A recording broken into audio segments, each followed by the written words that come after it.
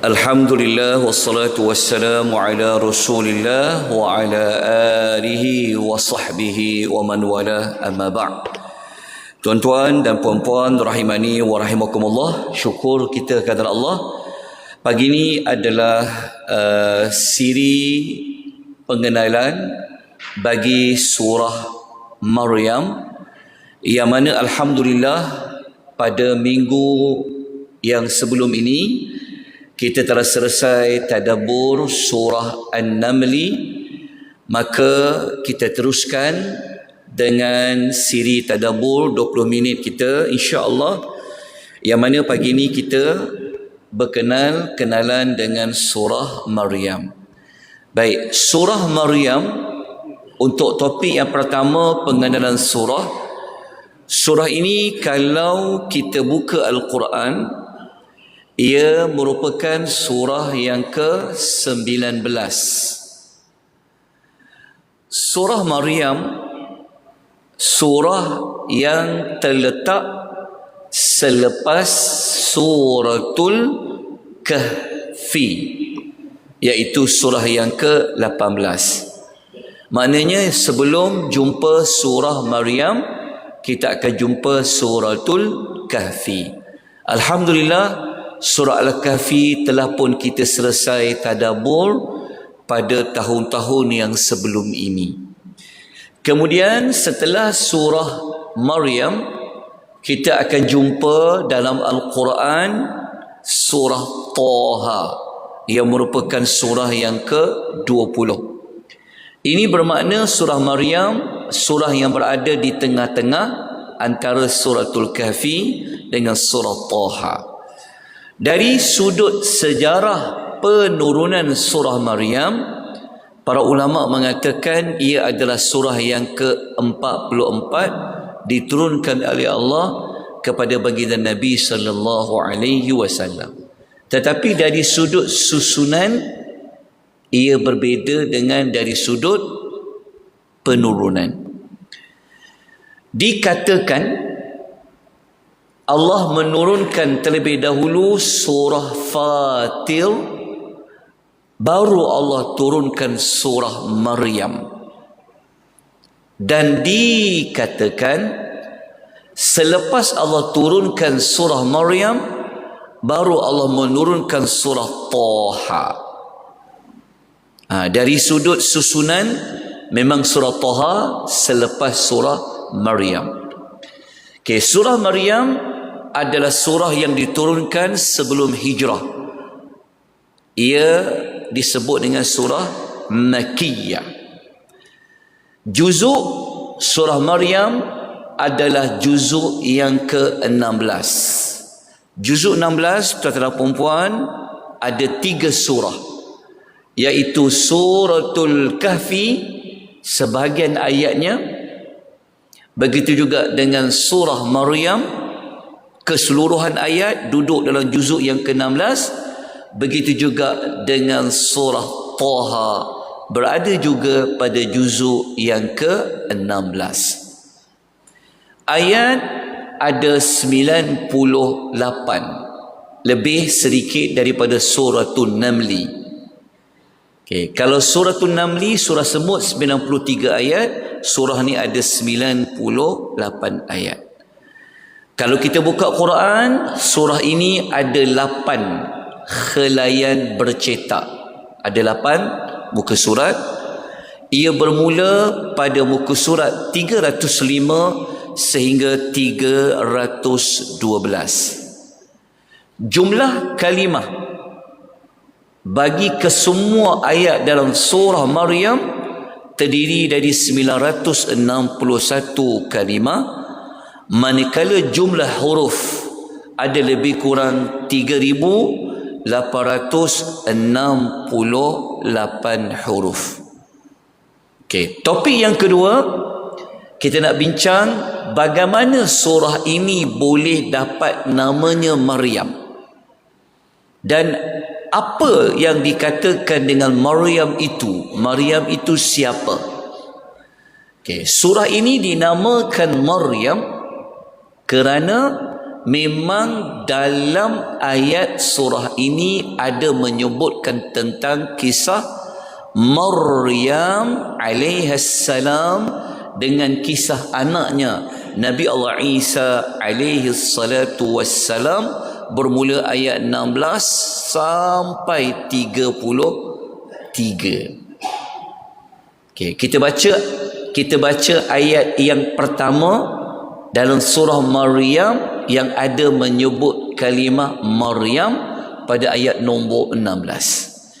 A'udzu billahi minasy syaithanir rajim. Bismillahirrahmanirrahim. واذكر في الكتاب مريم إذ انتبذت من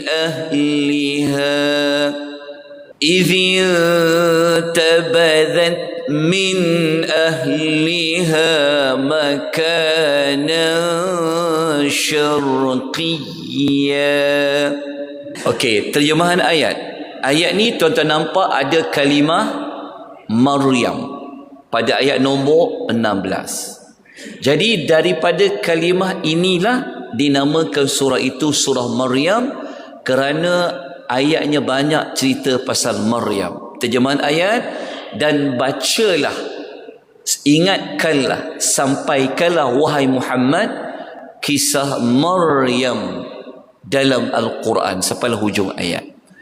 InsyaAllah kalau tuan-tuan ikuti surah Maryam ini, kita akan dapati kisah Maryam. Dalam surah Maryam ada 3 fasa Allah ceritakan kisah Maryam alaihissalam. Fasa pertama iaitu fasa daripada ayat 16 sampailah ayat nombor 22, cerita tentang kali pertama Maryam didatangi oleh malaikat Jibril.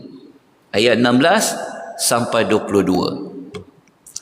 Manakala pada fasa yang kedua adalah fasa Maryam melahirkan Nabi Allah Isa alaihi salatu wassalam, bermula ayat 24 sampai 26.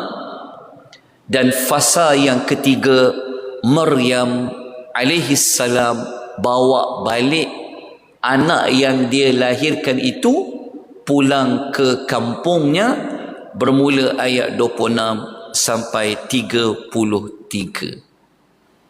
Maknanya panjang kisah Maryam dalam surah Maryam. Itulah justifikasi surah ini dinamakan dengan surah Maryam. Okay, siapa itu Maryam? Okay, dalam hadis riwayat Imam Ahmad dalam musnadnya, yang mana kata Ibnu Abbas radhiyallahu anhuma, kita pernah baca hadis ini waktu kita tadabbur suratul Tahrim, yang mana satu hari Rasulullah sallallahu alaihi wasallam pernah lukis 4 garisan di atas tanah. Nabi lukis garis 1, garis 2, garis 3, garis 4. Kemudian Nabi SAW bertanya kepada para sahabat, atadruna ma hadha? Kamu tahu tak 4 garis ni garis apa? Maka para sahabat menjawab, Allahu wa rasuluhu a'lam. Allah dan Rasul saja yang mengetahui, yang mengetahui.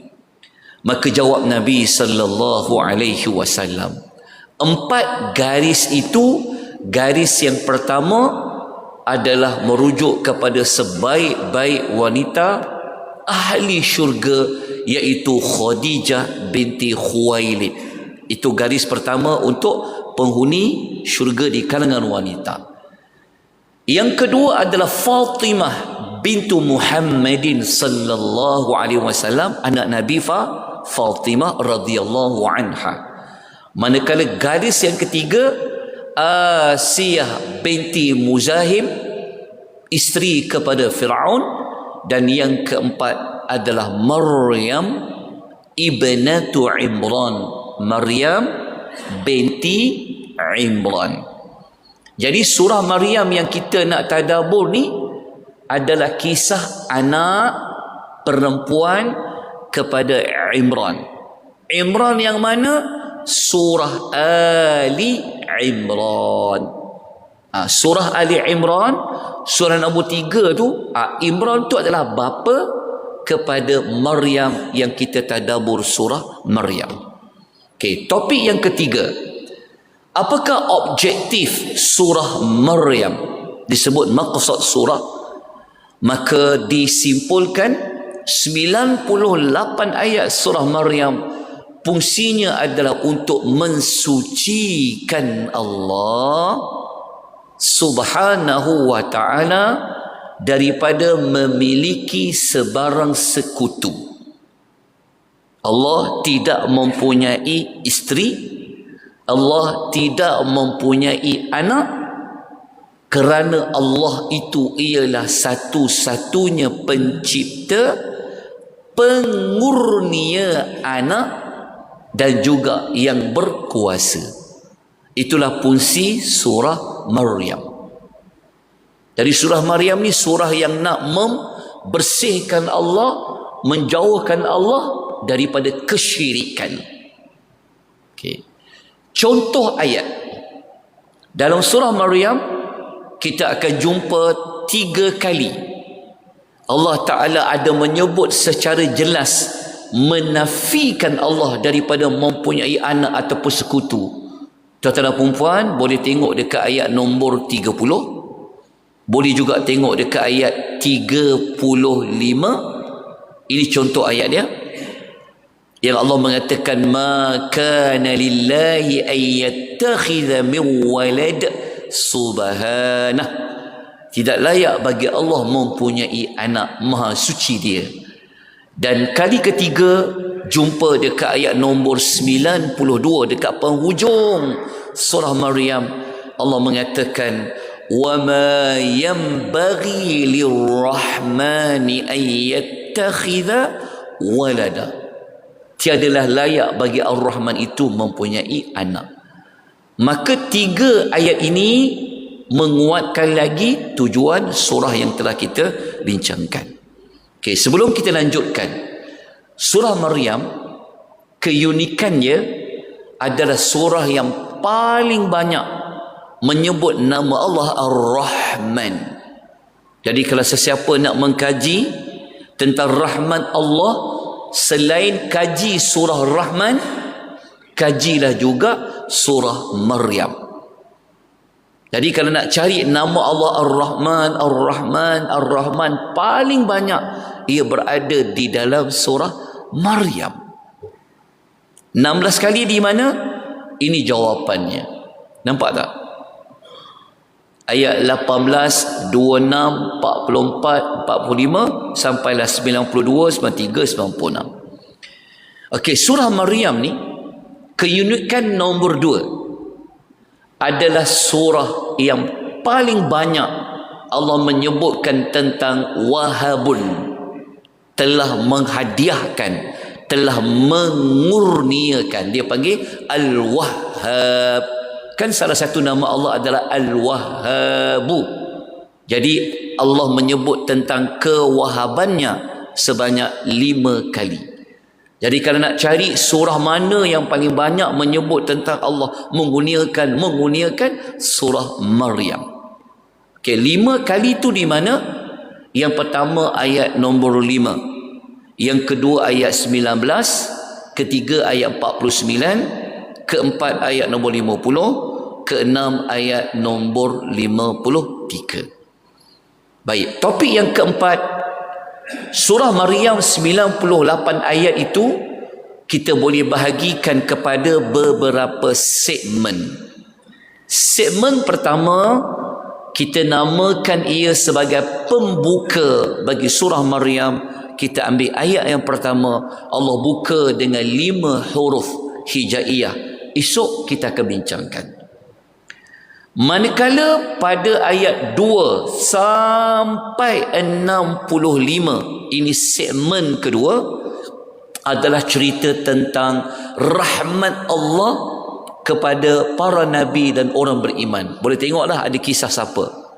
Esok kita akan masuk permulaan kisah Nabi Zakaria dengan kisah anaknya Yahya. Ayat 2 sampai ayat nombor 15. Lepas tu baru jumpa kisah Maryam. Kemudian setelah habis ayat 65 masuk ke ayat 66 sampai ayat 95, Allah menceritakan tentang bagaimana kebatilan, keraguan orang-orang musyrikin. Masa dekat ayat ini, kumpulan ayat ini, Allah mendatangkan bantahan. InsyaAllah nanti kita akan baca bermula ayat 66 sampai 95. Dan segmen yang keempat, kita jadikan dia sebagai penutup bagi surah Maryam ayat 96 sampai 98. Allah cerita tentang rahmatnya sekali lagi kepada orang yang beriman, lawan kepada rahmatnya kemurkaan Allah kepada orang yang tidak beriman. Okay. Kemudian topik yang kelima sebelum kita tamatkan, surah Maryam ni dia berada selepas suratul Kahfi.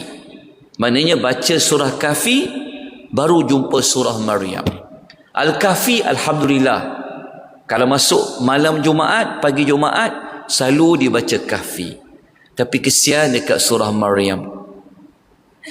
Hari apa dia baca surah Maryam? Bila boleh baca lah. Okey. Susunan surah Al-Kahfi, Maryam, Toha, semua tu dia bersambung cerita dia. Dia bukan terputus. Walaupun habis surah Al-Kahfi, buka surah Maryam, seolah-olah Kahfi lain, Maryam lain. Tapi sebenarnya dia ada kesinambungan dia. Okey, saya bagi dua contoh sahaja. Contoh pertama, waktu kita buka suratul Kahfi, kita tengok dekat penutup dia, iaitu ayat 98 lah. Daripada 110 tu, ayat yang penutup dia, penghujung lah, Allah cerita pasal rahmatnya. Betul tak? Dekat ayat qala hadha rahmatum min rabbi, ayat 98. Ini dekat penutup Al-Kahfi. Tapi habis surah Kahfi, buka balik surah Maryam, Allah ulang balik tentang rahmatnya pada ayat nombor 3. Zikru rahmati rabbika abadahu Zakaria. Nampak tak? Ada kesinambungan penceritaan tentang rahmat. Contoh nombor 2. Waktu kita buka suratul Kahfi, kita tengok dekat penutup ayat 109 suratul Kahfi, Allah cerita tentang kalimah-kalimahnya. Betul tak? Kullau kanal baharu midadan li kalimati rabbi. Dan apabila kita buka surah Maryam, Allah cerita balik tentang kalimah-kalimahnya. Ia merujuk bermula ayat 13 sampai nombor 15. Ini kalau kita bongkarkan lagi, ada banyak pertautan lah. Cukup dua contoh. Dan yang terakhir sekali, mari kita tutup dengan topik yang keenam.